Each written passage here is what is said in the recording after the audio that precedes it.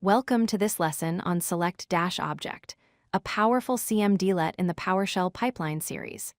In this video, you'll learn how to choose specific properties from your data and control the amount of output you receive. Select-Object is a Cmdlet that filters and shapes pipeline output.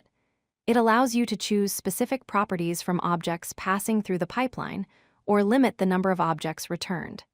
Think of it as a way to customize exactly what information you want to see and how much of it you need. Let's look at the basic syntax. You can pipe any command into Select-Object and specify which properties you want.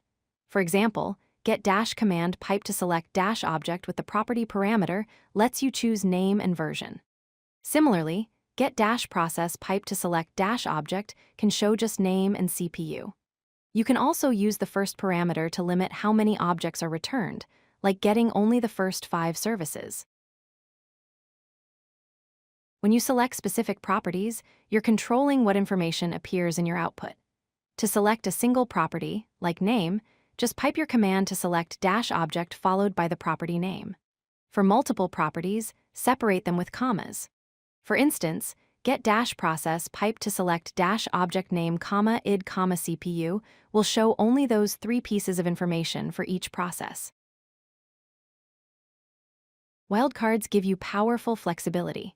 You can use an asterisk to match patterns in property names.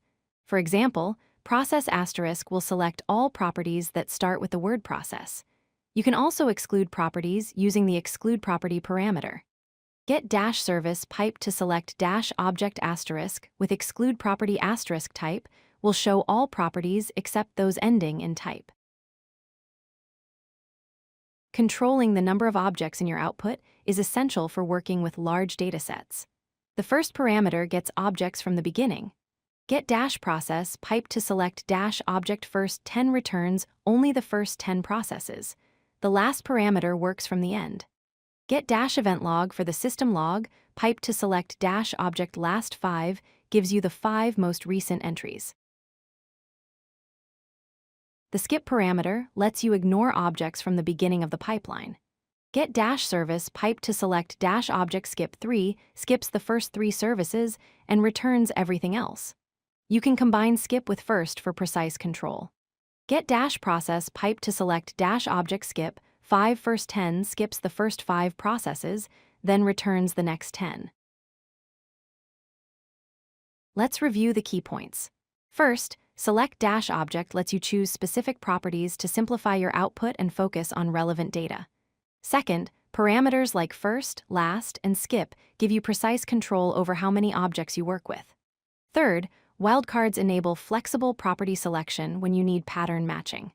Finally, Select-Object is essential for shaping data as it moves through the pipeline. Master this Cmdlet, and you'll have powerful control over your PowerShell output. If you like this video, hit that like button and don't forget to subscribe. Visit codelucky.com for more such useful content.